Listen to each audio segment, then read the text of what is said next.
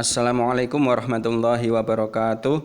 Hai siswa kelas 4, bagaimana kabarnya? Semoga kalian tetap sehat dan tetap semangat untuk melakukan pembelajaran. Pada kali ini kita akan melakukan penilaian tengah semester ganjil untuk paket yang kedua. Kalau minggu kemarin itu paket yang pertama. Nah, untuk paket yang kedua ini soalnya tetap pilihan ganda, jumlahnya juga tetap 30. Tapi soal untuk paket 2 ini akan berbeda dengan soal di paket yang pertama minggu kemarin. Oke, sudah siap ya? Silakan disiapkan alat tulisnya, kemudian nanti silakan dikerjakan. Oke, kita mulai. Soal yang pertama.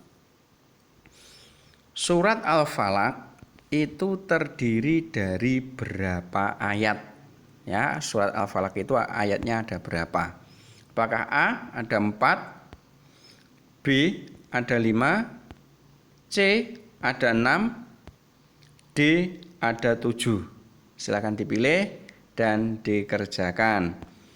Soal nomor 2. Nama surat Al-Falaq itu diambil dari kata al-falaq yang terdapat pada ayat keberapa? Apakah A ayat yang pertama, atau B ayat yang kedua, atau C ayat yang ketiga, atau D ayat yang keempat? Oke ya, kita lanjutkan soal nomor 3. Ini ada potongan ayat. Nanti untuk melengkapi potongan itu apa isinya? Titik-titik fil uqad. Nah, titik-titik itu apa isinya? Apakah A min syarri ma, atau B wa min syarri ghasiqin, ataukah yang C wa min syarrin naffatsati, atau yang D wa min syarri hasidin? Itu silakan dipilih. Soal selanjutnya yaitu soal nomor 4. Di bawah ini yang disebut huruf shin adalah titik-titik. Jadi yang disebut huruf shin itu yang bagaimana? Apakah modelnya seperti ini?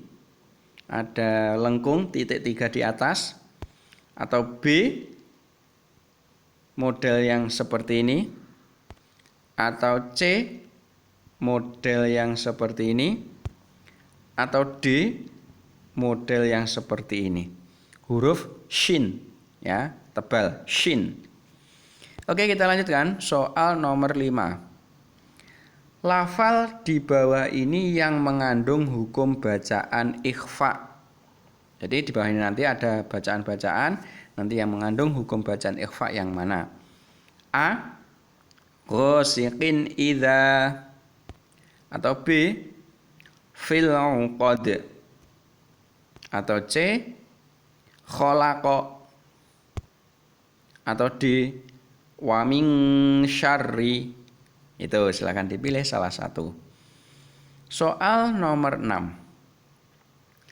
Dan dari kejahatan wanita-wanita tukang sihir yang menghembus pada buhul-buhul adalah arti dari titik-titik. Jadi ini merupakan arti dari surat Al-Falaq ayat keberapa?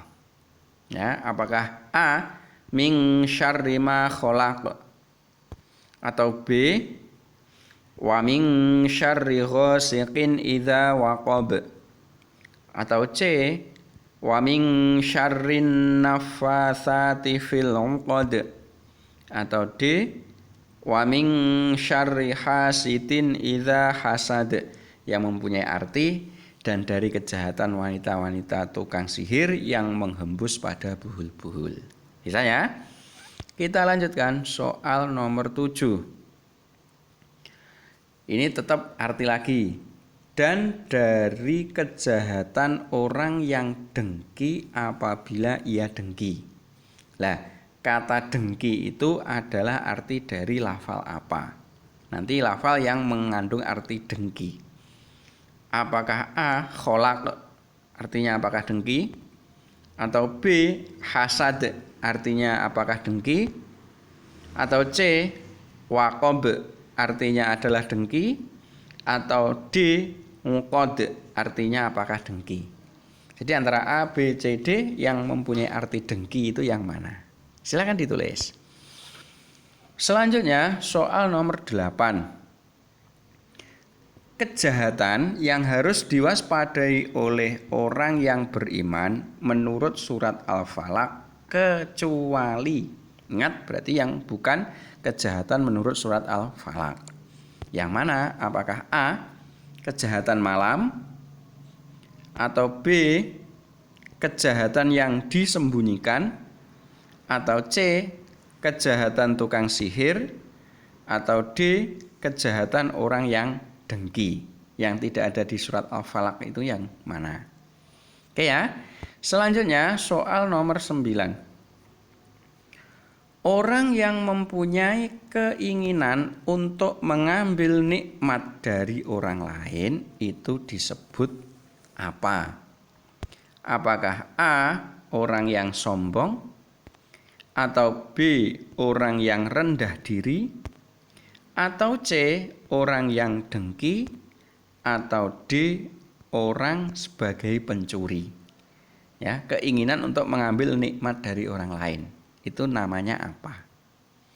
Oke ya, kita lanjut soal nomor 10. Lafal wa min syarri ghasiqin idza waqab. Nah, lafal itu merupakan bunyi dari surat Al-Falaq ayat keberapa? Apakah A, ayat ke-5, atau B, ayat ke-4, atau C, ayat yang ketiga, atau D, ayat yang ke-2? Ya, silakan dihafalkan, nanti akan ketemu jawabannya. Selanjutnya soal nomor 11. Orang yang beriman kepada Allah disebut titik-titik. A, Muslim, B, mukmin, C, muhsin, D, mukhlis. Jadi sebutan untuk orang yang beriman. Apakah muslim, mukmin, muhsin, atau mukhlis? Silakan dijawab. Kita lanjutkan soal nomor 12. Di bawah ini yang termasuk benda mati. Nah, mudah ini ya. Jadi yang termasuk benda mati itu apa saja? A, batu, pohon, bintang. Apakah itu benda mati semua? Atau B, kursi, buku, sapi. C, meja, pensil, topi. D, pohon, singa, ikan. Yang ketiga-tiganya benda mati yang mana?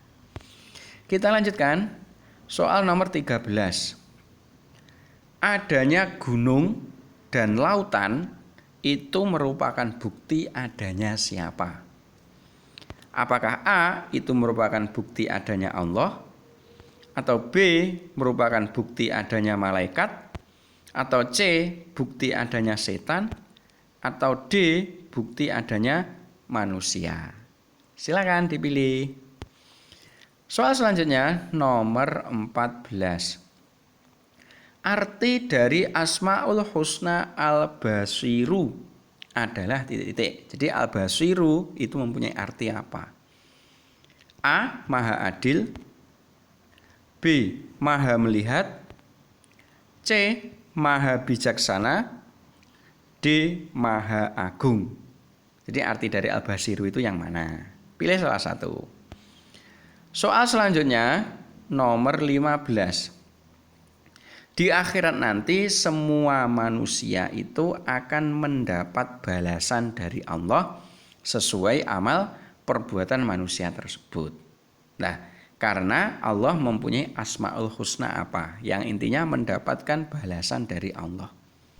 Apakah A, Al-Maliku, atau B, Al-Basiru, atau C, Al-Azimu, atau D, Al-Adlu? Silakan dijawab. Soal nomor 16. Nabi dan Rasul yang wajib kita imani itu ada berapa? A. Ada 10, B. Ada 25, C. Ada 313, D. Ada 214.000 yang wajib kita imani.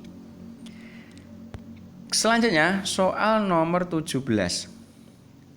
Sifat yang pasti ada pada diri Rasul disebut sifat apa? Jadi yang Rasul itu pasti memiliki sifat itu. Namanya apakah A. Sifat mustahil, atau B. Sifat mubah, atau C. Sifat wajib, atau D. Sifat jaiz. Silakan dipilih. Kemudian soal nomor 18. Di bawah ini yang termasuk sifat wajib Rasul kecuali, berarti yang bukan termasuk sifat wajib Rasul. A. Amanah, B. Baladah, C. Fatonah, D. Tabligh. Yang bukan sifat wajib Rasul. Oke ya, kita lanjutkan. Soal nomor 19. Arti dari amanah adalah titik-titik. Jadi amanah itu artinya apa? Apakah A. benar, B. dapat dipercaya, C. menyampaikan, D. cerdas. Silakan dipilih salah satu. Soal selanjutnya nomor 20. Di bawah ini yang termasuk Rasul ulul azmi kecuali, berarti Rasul yang tidak termasuk ulul azmi karena ada kecualinya. Pilihannya yang A itu Nabi Musa, B. Nabi Ismail, C. Nabi Isa, D. Nabi Nuh yang bukan Rasul ulul azmi. Oke ya. Kita lanjutkan soal nomor 21. Lawan dari jujur. Nah, sifat jujur itu lawannya apa? Udah ya. Pilihannya A. bodoh, B. ingkar, C. bohong, D. menyembunyikan. Silakan dipilih yang paling benar. Kita lanjut soal nomor 22. Hendaklah kamu selalu jujur, karena kejujuran itu dapat menunjukkan pada titik-titik. Jadi kejujuran itu bisa menunjukkan apa?